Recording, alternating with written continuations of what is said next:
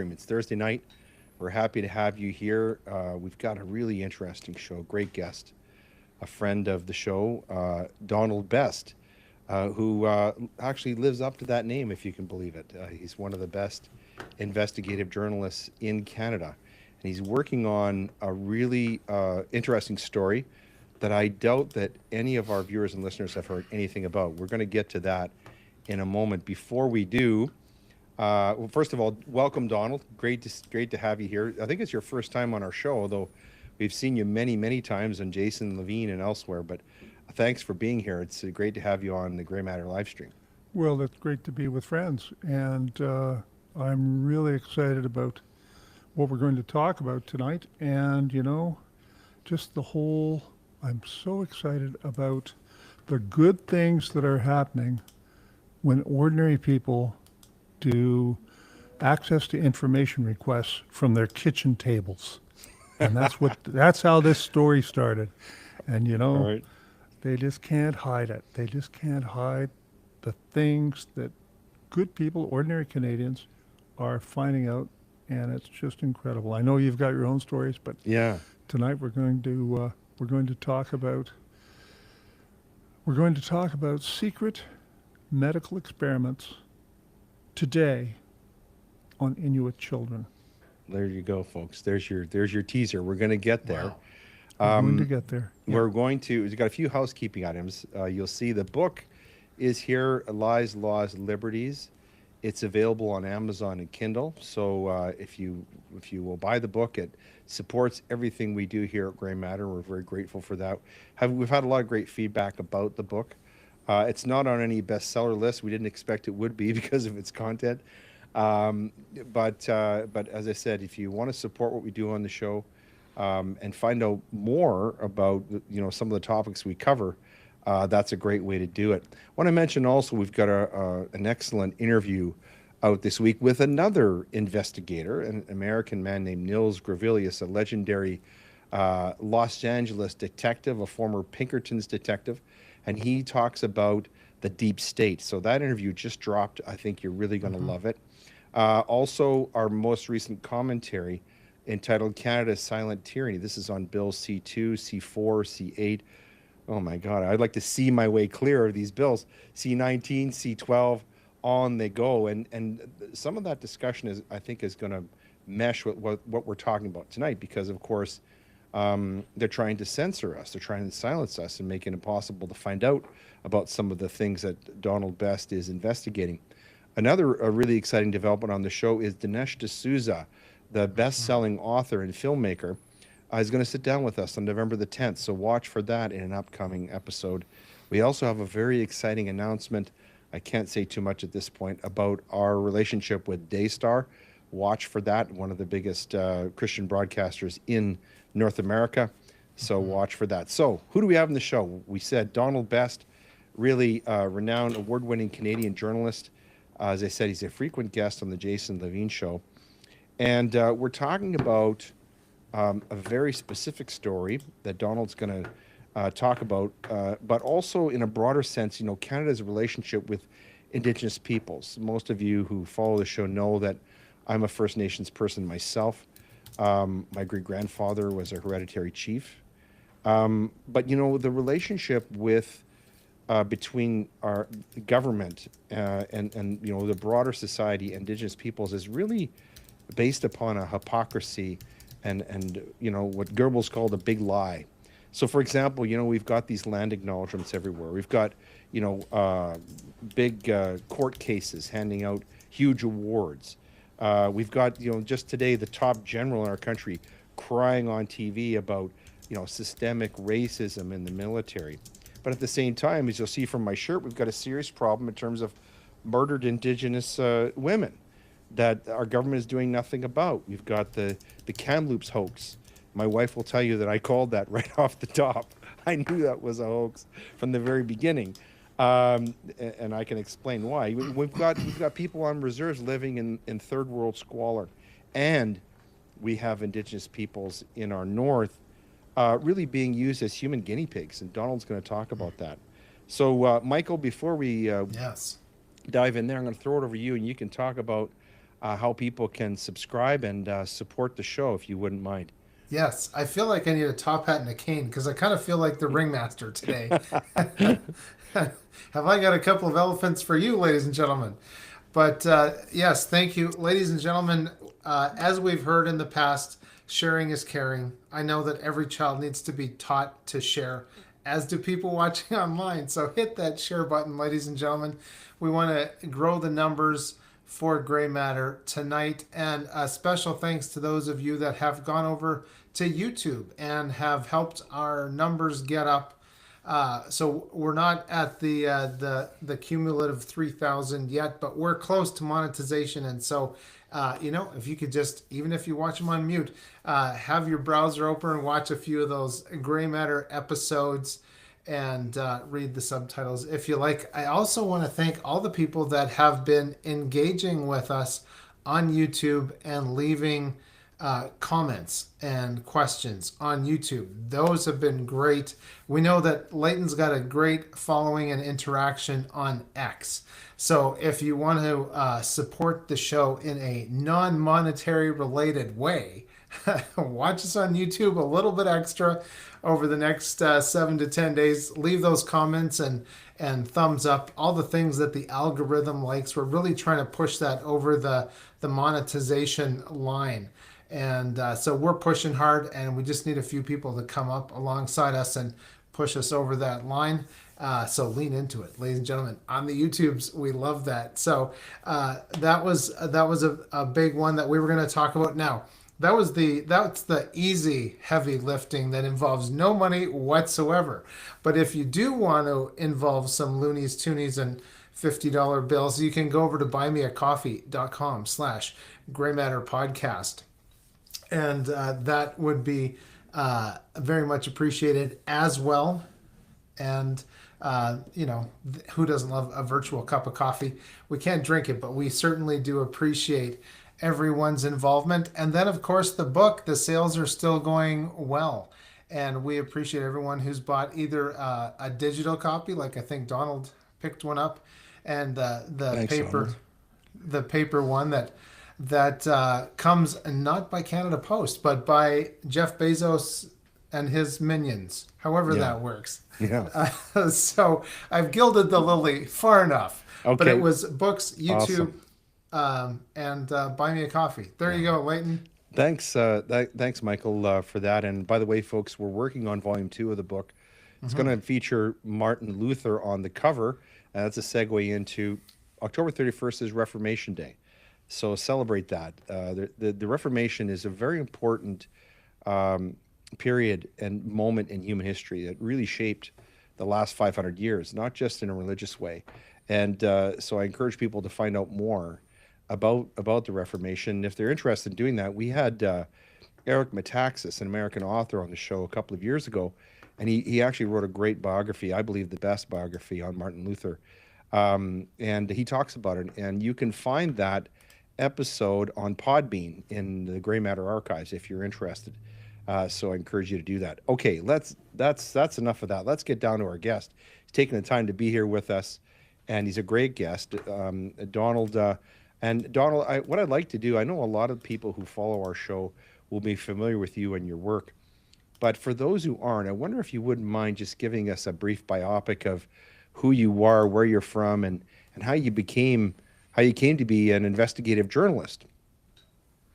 Sure. Do we have 3 hours? But, I'll Take try. all the, you know what? Take all the time you need, because that story alone would be really interesting. We could do the rest of it as part 2 if you want. All right. Well, we can start in solitary confinement in prison, but I think we'll start a little bit before that, when I was a police officer. So, 1975, 21 years old, bright, bushy-tailed, became a police officer with the Toronto Police. Started in traffic, had a bad motorcycle accident, got smashed up, and you know what? That was a very interesting thing. You never know what's going to happen to you. Something bad happens to you, and all of a sudden, I found myself with a broken leg assigned to an organized crime squad. And you know, for the next 15 years, that became what I pretty well did with the Toronto Police. I worked undercover. I even worked undercover pretending to be a corrupt police officer.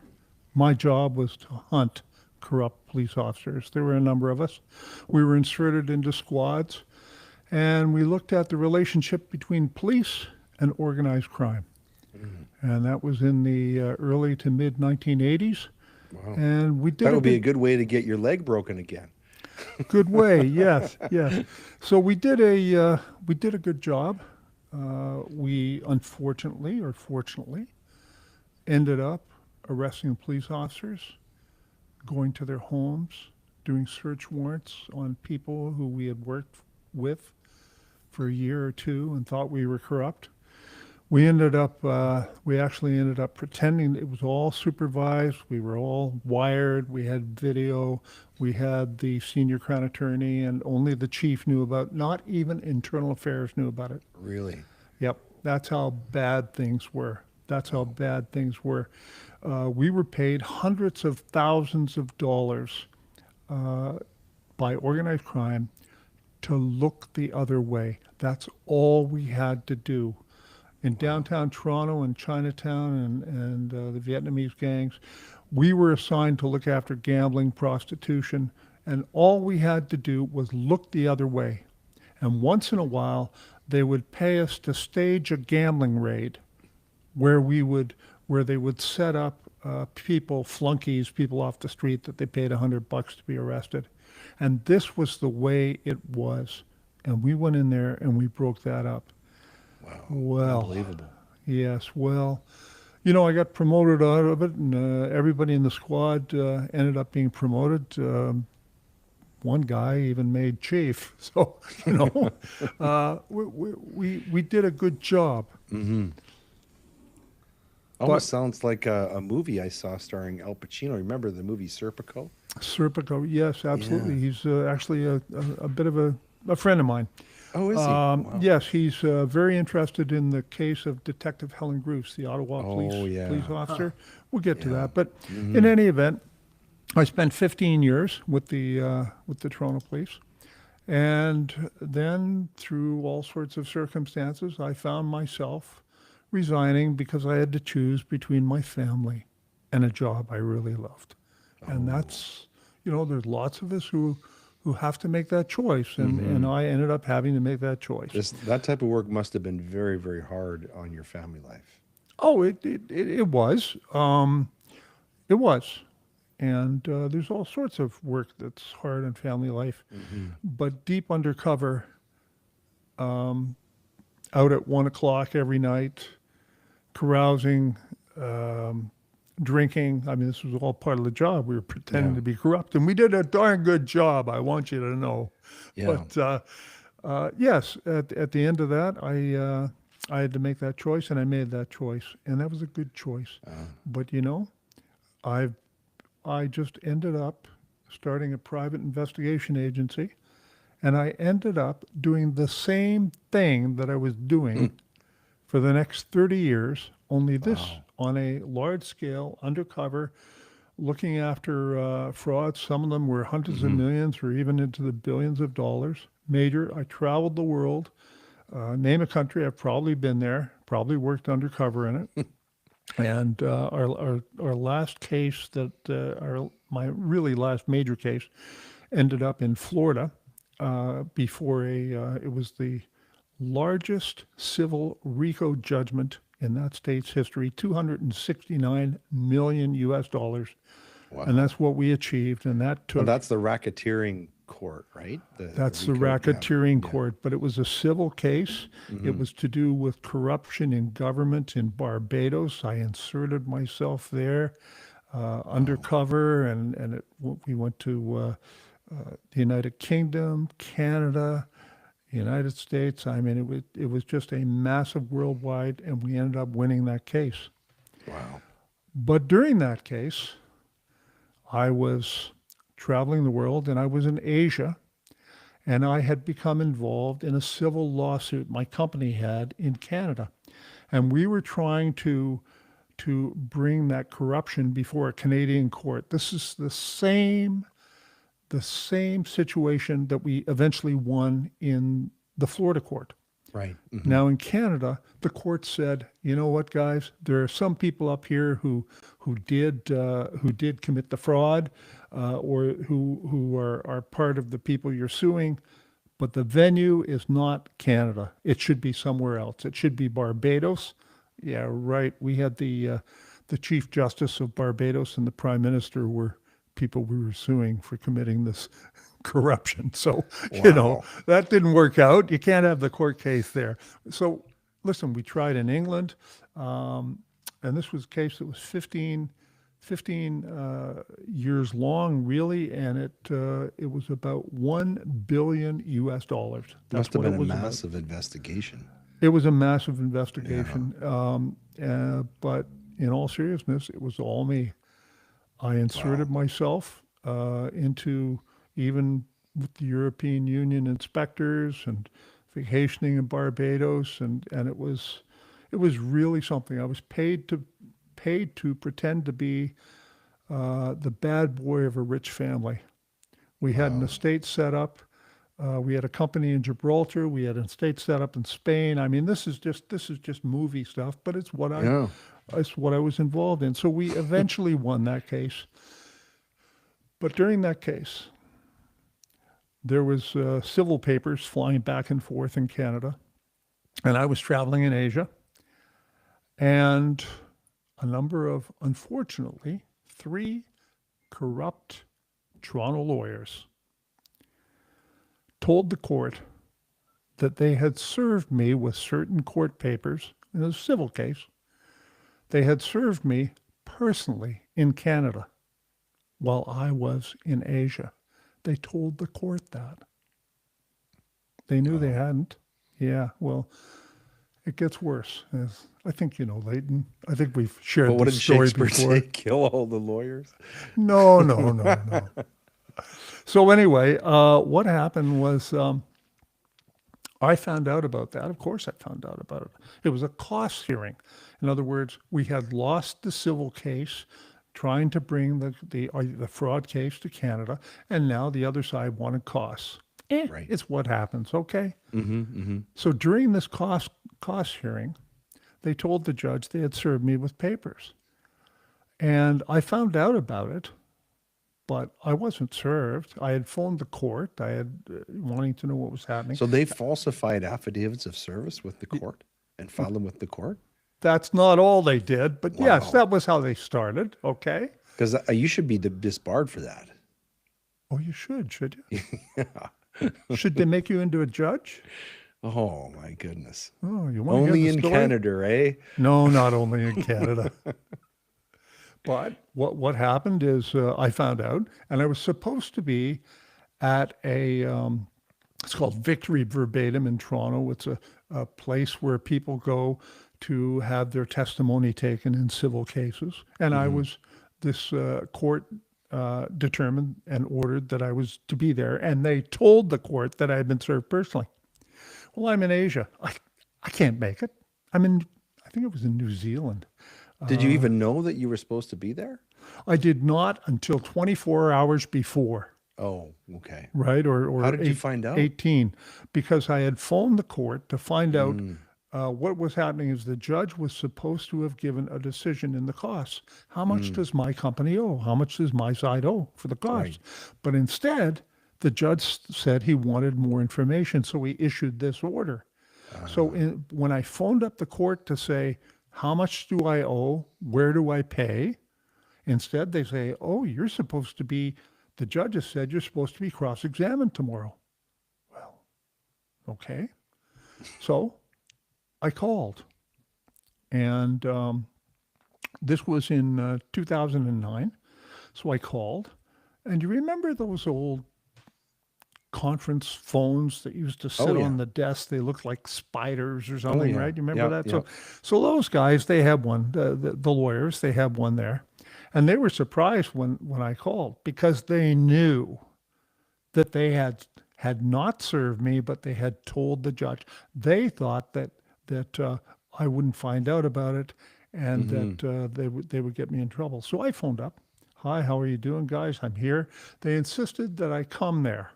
Now, everybody knows you can do civil cases by by phone and Sure. such, and indeed, but no, With they leave of the wanted court? Yeah. they wanted me to come there, but they wanted to ask me questions. I said, go ahead and ask me questions. No, we don't want to.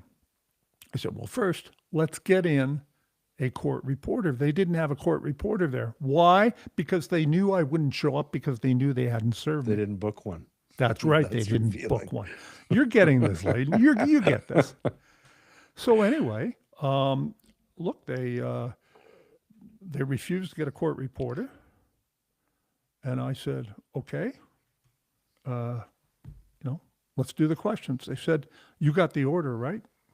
I said, no, I never got the order, and I explained how I knew it was there. I phoned the court, and 12 times they asked me, did you get the court order? My answer was the same every time in one version or another. No, I didn't. Please send it to me. I didn't get it. I didn't get it. Well, they didn't say, we have here that you've personally been served. They said, we have here that you have received the order. No, we haven't. Okay. So they started asking me questions. And when I started to write, I said, let me just write down that question. And somebody said, we're not doing this.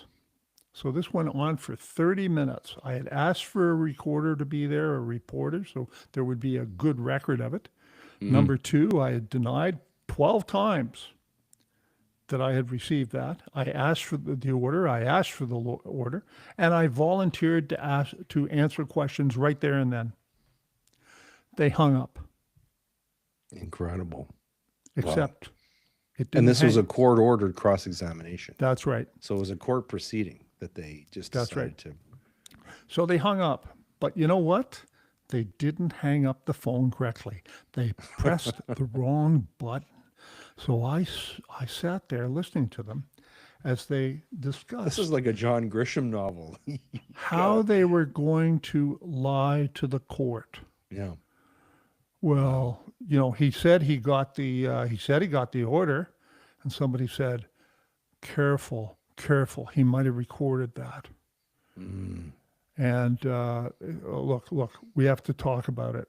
Let's go and get a court reporter, and we'll write down our memoir of what happened, and then we'll talk about it. And out the room they walked. So they walked to another room, and they recorded what they called was a post-meeting transcript. Great, not verbatim as it happened, but just their recollection of it. Right. Yeah. And they clearly told the court that I had confirmed that I had received the order and that I wasn't coming. And Which I was a lie. wouldn't answer questions. Another lie. Yeah. Yeah. So we have 4 lies, Yeah. right? Big So ones, then- whoppers. Whoppers. Okay. They said that they served me personally. They didn't. They said that I said I got the order 12 times. I denied it. They said that I refused to answer questions, and I basically told the judge to stick it. This is, and they wrote that all down. And then they went to court, and during a meeting they didn't tell me about. They never told me about this one. Well, they did another one, and they never told me about it. They never sent notice. And they told the judge, they proffered this paper, this post-meeting transcript, and it said that I had refused to come, refused to answer questions, told the judge basically to stick it, and that I had been personally served. And then on the record, they orally repeated that. And the judge found me guilty Constructing a of narrative, we call this. Yeah. yeah. They found me guilty of contempt of court in the civil cost hearing, and the judge sentenced me to 3 months in prison and a big fine. Wow. Yeah. And did you actually serve that time? Yes, I ended up serving that time, and I'll make it quick. I recorded the call. Of course, I recorded the call. I recorded it on 2 separate voice recorders because with my background as a certified fraud examiner, I know, and with my dealing with the Ontario Centre for Forensic Science, I know that if you record on 2 different machines at the same time, you can't fake it. If you present that to the forensic Right. examiner, it can't be faked. You guys know that, but most Yeah. people don't. So, okay, fine. So I got a lawyer. I paid him $60,000 retainer. And he arranged with the judge for me to come back. The warrant for my arrest was suspended while I flew back into the country. It took a year and a half, 2 years to get that all arranged. Why? Because they knew what was coming. So I got back in, and in 2012, in the fall, the lawyer stood up and said, my lawyer that I paid stood up and said, I'm really a criminal lawyer. I can no longer represent Mr. Best, so I'm having to leave the case. And he took my 60 grand and he left me as a self-represented litigant. You must have been wondering if there are any ethical lawyers in the province of Ontario at that point. It was Christmas, Hanukkah. The judge gave me 2 weeks to find a lawyer. Oh, wow.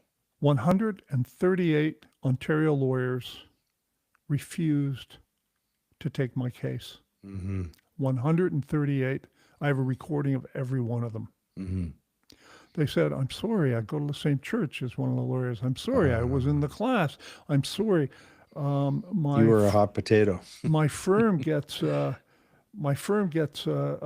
from this big, large Bay Street law firm, and all the names and their faces and everything. That's all on my website, but I'm not. It was like a conspiracy, wasn't it? Oh, it was a conspiracy. Yeah. So I had to represent myself. Ended up representing myself. No lawyer would have me. And the judge, who was corrupt, refused to admit the evidence of the tape recordings that I had. Recordings. So of course the case all. Did the judge even listen to them? No judge has ever listened. Of course he listened to them. He did? In the back room. Oh, yeah. Okay. So what happened in June of 2013? He decided that he wouldn't lift my conviction. The conviction stood because there was no evidence to prove anything other than what the lawyers said. They weren't Except for the going two to tape send- recordings. Yeah, never mind that. It's not in evidence, so it's not. What was not the there. basis for the exclusion of them? Was it hearsay? No, the basis of the exclusion was if I wanted an appeal, I should have done an appeal. Oh, procedural. But my lawyer had set me up because there is a provision, as you know, where a judge, if you bring new evidence before him, the judge can stay the conviction. He can do anything. Right. You don't have They've to got appeal. discretion to do that. That's correct. In the That's right. interest of- What I didn't know was it justice, was a setup. Yeah. So Justice J. Brian Shaughnessy lifted the stay on the warrant, told me I was going to prison, and that the original sentence was reinstituted, and I was placed in handcuffs and leg irons and brought downstairs in the Oshawa courtroom to start serving my sentence to be transferred to prison. And while I did that, I was self-represented, don't forget. Court ended. The judge left. The reporter left. All that was left were the police who were to handcuff me and take me downstairs, and me. That's it. Everything else was gone. Court was over. Wow. So I went downstairs, but it wasn't over because the corrupt judge went to a back room and he issued a new warrant for my incarceration that You're kidding. doubled my sentence to take me past the appeal period. Get it? Oh, yeah. Oh, yeah. And so when I got to You the can't prison, make this stuff up. yeah. Wow. And when I got to the prison, I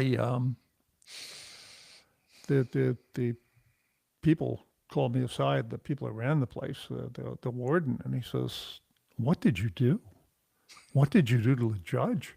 He's just sent this new warrant for your incarceration that doubles your sentence from the old one we had." This is how I knew.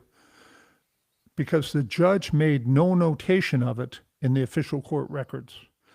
There was no copy of this second warrant that doubled my sentence in the court records. The only copy was sent to the prison. Wow. You get it? Yeah, this sounds like a movie starring Tim Robbins Yeah, and Morgan yeah. Freeman. Yeah. So look, The I'm best taking some redemption. time here, but in the Yeah. end, only one lawyer, Paul Slansky, God bless him, decided to take my case, and it cost him. They slaughtered him. I mean, he was persona non grata. He was trying to put these three lawyers in jail, or at least, get my sentence listed. And to do that, he had to put the recordings Yeah. into court and everything. The Appeal Court of Ontario would not grant me leave to appeal until I put $400,000 cash on deposit with the court, because that was the costs awarded by that corrupt judge. And I was on the basis of that false fabricated evidence, and I wasn't going to get my chance before the appeal court unless I put 400,000 Canadian. I don't know about you, but I don't have that right here. Now look, it all ended up all right. I did 63 days in solitary confinement. It's the only place they could keep me alive, every day in solitary confinement. And at the end, I was vindicated. Former commissioner of the Ontario Provincial Police, Julian Fantino, investigated the whole thing and testified and swore an affidavit about everything I've just told you. Corrupt lawyers. Oh, I forgot to tell you, the corrupt lawyers gave thousands of dollars in bribes to one of the OPP officers, a detective sergeant, who fabricated evidence against me, which was also used at my trial. Okay. And the fool issued receipts to the lawyers for the bribes. I have them. They're on my website. Wow. Have you written a book about this, or is that coming at some point? Or Excuse me. are you worried about the backlash? A backlash? What are they going to do? Put me in jail? No. Again, You know, listen, we can't rule anything out at this point based on the different machinations of this story. But I mean, have you thought about doing that? Because I know obviously what you do. You're also, besides being an investigator, you're also a journalist. But have you thought about writing this all down and producing a book, Donald? well, the answer is yes. And there's also a documentary that's halfway through. So yes, and there's my website, and there's also Yeah. I do interviews and such. So there's a great body of evidence. Excuse me, including those who gave evidence Yeah. for me. So yes, the answer is yes. There will be Yeah. a book. Yes, there might be a documentary if we can get the money to finish Wow. that. But this is it. Yeah. So Well, now that we've firmly established your street cred, I want to ask you a question though, because that I think maybe on the minds of many of the people who've been watching and listening. sure. And this is about undercover work. This is an aspect of undercover work that kind of fascinates me, and I'm sure it does many people, including my wife, who I know is watching and listening because she's a real true crime buff. When you are taking on this persona, this role of being an undercover investigator, of really getting inside the skin, how do you maintain your internal sense of self when you're spending so much time in the skin of this other person, this character that you create? We hear stories about people like Robert De Niro or Marlon Brando, becoming this character, and sometimes they lose their sense of themselves. How did you deal with that all those years when you had to spend so much time with the criminal element to actually pretend to be one of them for weeks and months, even years at a time? How did you maintain that and sort of manage that? Well, that's deep cover, and that is the pinnacle of undercover work. Many police officers are able to do undercover work, which is an hour or two, people they've never known or whatever. They buy some drugs, they pretend to be street prostitutes, and people try and pick them up. That's different. I'm talking about deep cover, deep undercover, where you establish obviously another identity, business cards. Almost like a business cards. spy, really, right? It is. It is. Yeah.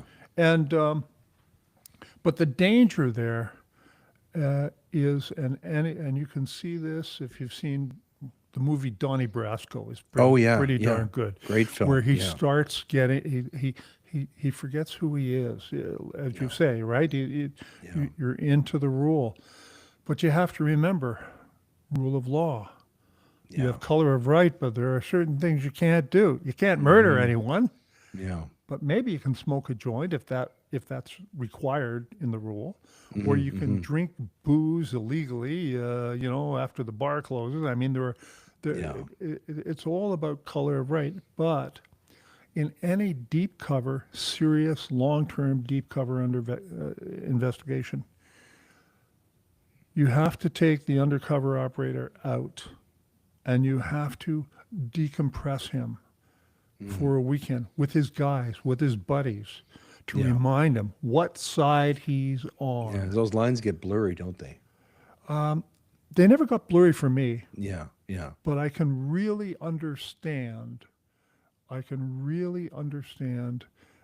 How some people are tempted. Look, when I was with 52 Division Plainclothes, or as we called it, and the Oriental Crime Unit, when we were, routing out organized crime in downtown Toronto and Chinatown, the chaps who went before us were taking hundreds of thousands of dollars in cash.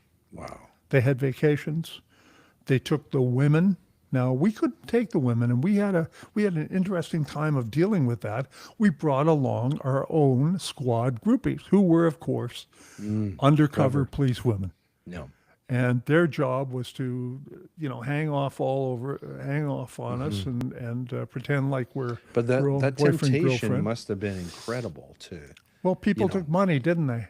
The Yeah. people who were originally in that squad, they took money, and they ruined everything they ever stood for when they swore their oath of office. And I'll dare say there's some doctors do that, and lawyers, and Yeah. probably Oh, yeah. plumbers. I mean, Sure. in Yeah. every profession. But the problem is when you get people who have both power and authority, cops, judges, lawyers, all of them have authority, power. The two things are different. Yeah. And when you have that, there's temptation, Yeah. and some people are just not able to. What to do was your that. beacon or your lighthouse that kind of kept you on course during those times? What did you come back to that kind of grounded you and centered you and prevented you from, say, going over to the other side? Right. Well, I had a wife and a mortgage and children, That's three. Yeah. but wait a minute. That didn't stop a few of the other people who we arrested. Right. We ended up arresting. We arrested a judge. We arrested a crown attorney. Yeah. It didn't stop them. And a lot of people don't start out being corrupt. There's a process, isn't there? There's a temptation. Oh, there's very much a process. Yeah. Yeah. And the squad that corrupted me, not knowing that there were four of us. I mean, this is the largest detective office in Canada at that time. And there were four of us who were inserted into the office over a period of several months, including one of the sergeants. And we were inserted by the chief to clean up the mess. Everybody Yeah. knew it was a Yeah. mess. Yeah. So no one knew. So of course, let's go out for a meal. So what did we do? We went out for a meal. We went to a Chinese restaurant. But before we went to the Chinese restaurant, we did a raid upstairs on the gambling house. And by raid, I mean we just ran up the stairs, disturbed all the gamblers. One of the guys swept all the money and the cards onto the floor, laughed, walked out. And that was the message to the guy who owned the gambling den, who owned the restaurant downstairs. We're coming down for a free meal. Now, I didn't know that when I saw that done. Yeah. But a month later, they told me what the deal was. Yeah. You go in, then you can have a nice meal. You can drink until 4 in the morning if you want, because they'll just keep bringing you Canada Club in a teapot. And that was the deal. Any cop could do that. Yeah. But I wouldn't know that unless they taught me. So the corruption is taught generation to generation. Right. Right. Yeah. Yeah. Well, listen, anybody who has been watching or listening to this, getting to know our friend Donald Best, has to be impressed with the credibility, the street credibility of this man. So I want to turn to this investigation, this most recent investigation that you've been doing on really human experimentation by our federal government on Inuit people in the north. You want to talk about this? Maybe take us to the beginning, Donald, and tell people what you've uncovered about this. It's a really shocking story that's led to our collaboration with you as the investigator and the development of a class action suit that we plan to file. But I wonder if you could maybe take us through the genesis of how you uncovered this case that concerns human experimentation. Well, it started with a guy named Brett Sears, who's a great Canadian who sits at his kitchen table down in New Brunswick, and he puts out Freedom of Information requests. They're now called ATIPs, Access to Information, but everyone still refers to them as FOI, and he puts them out when he sees something that's interesting. So he put out a request for Teresa Tam, Officer of Public Health, Canada's Chief Public now Health Order Officer. of Canada recipient. Yeah. Oh, please. I know. Upside down world. I know. I just have to, excuse me. I wish there was something stronger than tea in here, but I'll. Anyway,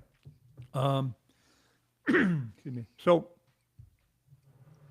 Brett Sears puts out an FOI on the emails, and lo and behold, they start sending him emails, and it took a couple of years for them to start sending. So they sent 447 pages, and then they sent another couple of thousand pages. So this is the government of Canada now? The government of Canada. Okay. Yes. Okay. Now, many of them are redacted, Mm-hmm. and so his focus was on COVID-19 and the mRNA vaccines. That's what he asked for. Right. And so when you get these, they're not OCR'd. They're not optical character recognized. They are in PDF format, but they're just photographs of the page. The page can't be searched. It has no text layer on it. This is the way the government gives it to you. So I worked with Brett. He had reached out to the community for help looking at these documents. And I worked with him. First thing I did is I used my software to put a text layer on this. And what this means is now you have 5,000 pages or 2,000 pages or 10,000, and you can type the word Chevrolet into your Finder, and boom, there's the 19 documents that list the word Chevrolet. So that's an important step. So we did that. We had teams looking, and I stumbled across something that I just couldn't believe. And I stumbled across it accidentally. It was an email. And this email, you couldn't even see who it was from, but it was to a person named Tom Wong. And it was also copied to Teresa Tam and other people. Mm-hmm. And it said, and this was dated December 16th, 2019, that in Nunavik, the government had a program to introduce a vaccine to counter RSV, which is a respiratory. So this is pre-COVID. Right. This is pre-COVID. Yeah. Okay. Yeah. And in it stated, quote, Some ethical concerns were raised by healthcare workers regarding the guarantee of a free and informed consent from parents or caregivers, as well as the absence of involvement of Inuit population in the decision and implementation process. Okay. Prior Yeah. to our evaluation, no data was available on the vaccine's effectiveness in healthy full-term babies. And I looked at this and I said, my goodness, they've run a medical experiment. They haven't told people about it. They've injected things into these babies. They haven't told the parents. That's what we get from this. And Yeah. then, and then it said that the experiment failed. So Surprise, surprise. I'm sitting there. Does this really say what it says? Yeah. It's marked This is Joseph Mengele stuff, isn't it? It's Yeah, it's marked yeah, confidential. it beggars belief, really. It does. It does. So, there we are, and it's, it's 6 years after this happened, and there's a link at the bottom of the page to download the confidential report, the full report that they sent around to everybody. There's a link at the bottom of the page to download it. And You're there's no way that a report from 2019, which was actually completed in 2018, Right. is still going to be online, the secret report. And Leighton, I downloaded it. And What you did have it a copy say? of it, and everybody has a Oh, copy yeah. of it. Yeah, yeah. And it is the evaluation of the new vaccine RSV recommendations in Nunavut infants, results for 2014 to 2017. They were operating this program, I later found out. This indicated for 4 years, but I later found out it was 6-7 years. It's probably still going on. These are and- mRNA vaccines, right? This is not. No. This particular one is not. Yeah. But so what? They're injecting these experimental vaccines that failed. Right. Okay. Yeah. And by the way, there is some people say, well, it wasn't really a vaccine, it was something else. And yes, it's a different medical description, but you know what? Even the nurses and the doctors called it the vaccine. Right. Yeah. So colloquial. I'm not going to get into the medical. The bottom line Yeah. here is, folks, they didn't tell the parents. Most of the parents couldn't speak English or French. Many of them, they just spoke Which was- the Inuit Can't language. be by accident, right? I mean, there's design here. This- That's right. Yeah. And so this is what they did. So I really couldn't believe it. Mm-hmm. So I started searching through the rest of these thousands of pages, and I found other emails that are all about this. Yeah. And they confirmed that these people had a discussion that they knew, that health officials in Quebec at the provincial level and at the federal level, they all knew. And Theresa Tam knew that this was going on. Mm-hmm. Mm-hmm. So what we have, Inuit children were used as guinea pigs Right. for this vaccine injections program without parental consent, without the knowledge or involvement of the Inuit population. And I just couldn't believe it that the federal government are doing public health experiments on Indigenous communities after all this time. Now, the Minister of Health for Nunavut, not Nunavik, Nunavut, look at the map, Right. folks, okay? Yeah. Yeah. He got all upset over my report. I published it on my website, donaldbest.ca, donaldbest.ca. You'll see a lot of my reporting there. And so he got very upset, and he released a press statement basically saying that some people, didn't identify me, but I was the guy reporting it, Right. that some people were putting rumors up, and it was very bad, Misinformation, and disinformation. disinformation, and Yeah. we do everything correct because, but he never mentioned the emails, did he? Yeah. And he never mentioned the damning report Hmm. and the emails that show that everybody knew. I'd love to know, did he know? Yeah. Did he know? Because they have a program for this particular vaccine in Nunavut too. Now we haven't. Incredible. I mean, did he know? Hmm. And you know, there was one in the Yukon also.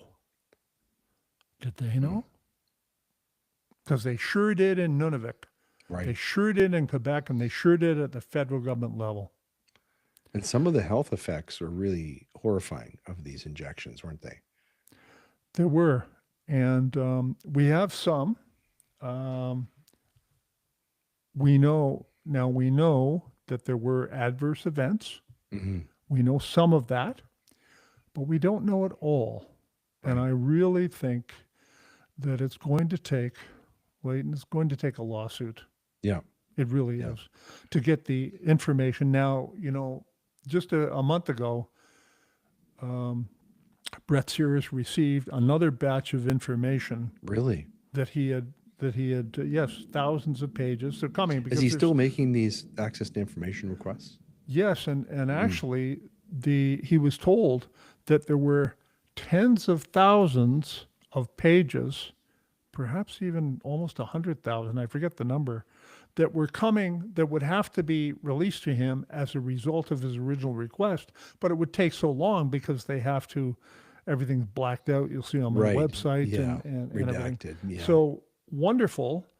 And late, I've searched in the new batch of releases, and anything to do with RSV has been blacked out. Oh, It's not there.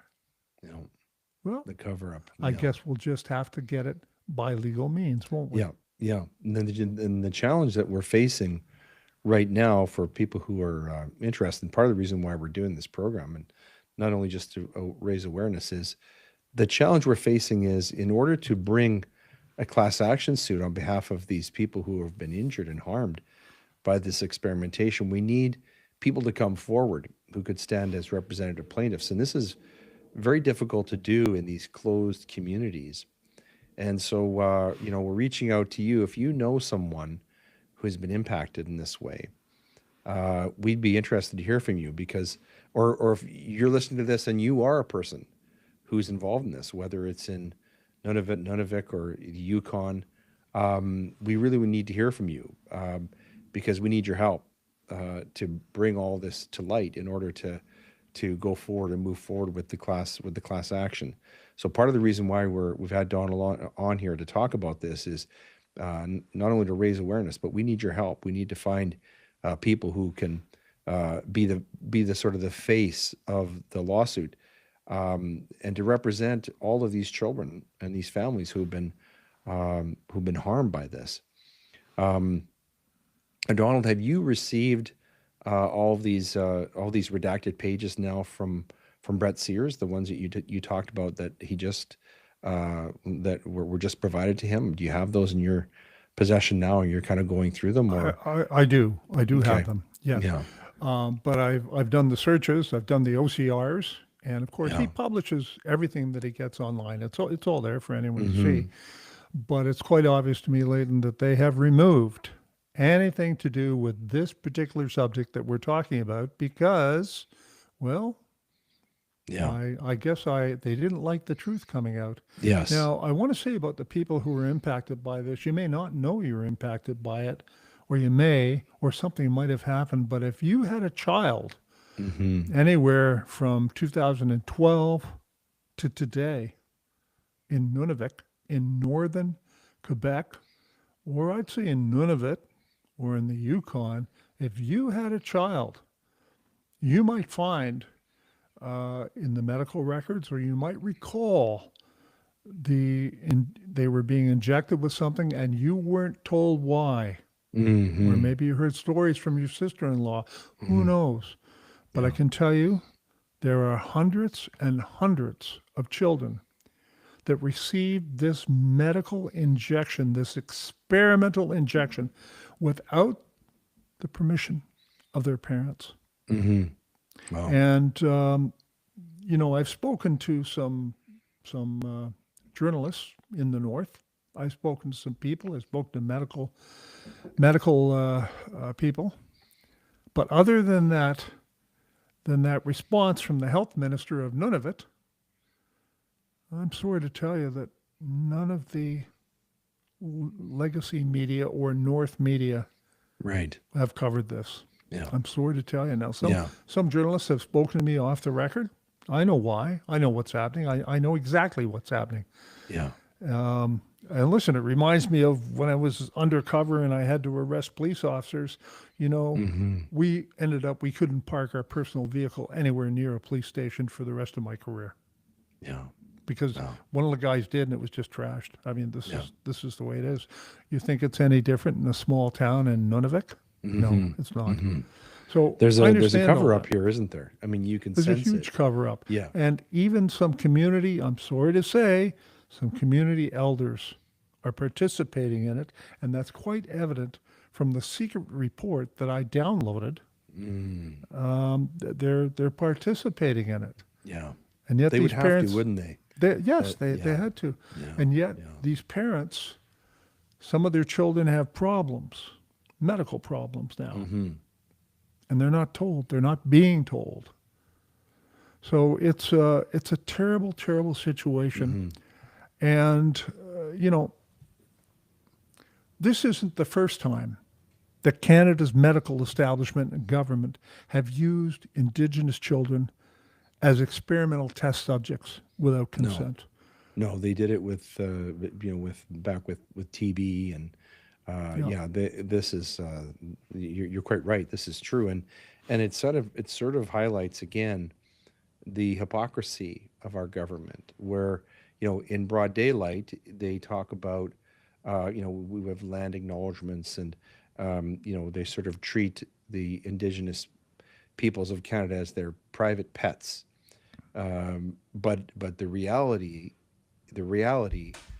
is very, very different behind closed doors, and we see that really the disdain and the dehumanization with which these helpless children are treated by a government that doesn't care about them. And this is the same government, of course, that exposed the rest of Canada to the mRNA vaccines during COVID, and they didn't give a tinker's damn about our health either. And of course, all of this is coming to light, but this type of work is so important, and God bless you for doing it, Donald. And I'm very, very grateful that you've taken the time to come on the program to talk about it, and hopefully we'll have you back again and we'll have a follow-up. But I'm interested to know, Michael, have we received any comments or questions from audience members that maybe have a question for Donald? No, I was actually No? just looking over, and it's been quiet with comments. So Yeah. I think people are kind of enraptured and in awe. Yeah, are they kind of lost for words. Yeah, Sorry. there's some shock and awe that's happened, just not only with the particular story that Donald is talking about, but also his own biographical story is very compelling. So I dare say people are just sort of soaking all that up, all that great stuff. It's a lot to digest. So Michael, we're coming on to the hour. So I thought maybe what we could do at this point is turn it over to you for some closing comments, if you have any, and then if you could lead us in a closing prayer. Absolutely. We've got a couple hellos, but that's about it. But Okay. it's shocking. And when the government is doing something overtly, they've already or are currently doing it covertly.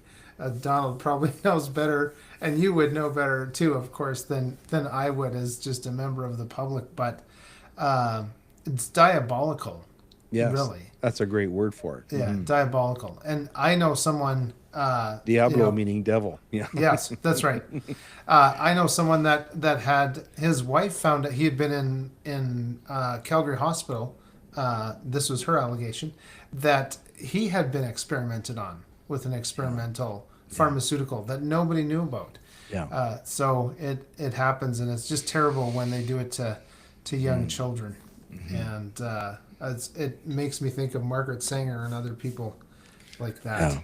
Yeah. So, Yeah. So, Michael, if you wouldn't maybe just lead us in a closing prayer, and then we'll thank our guests and sign off for the evening. yes.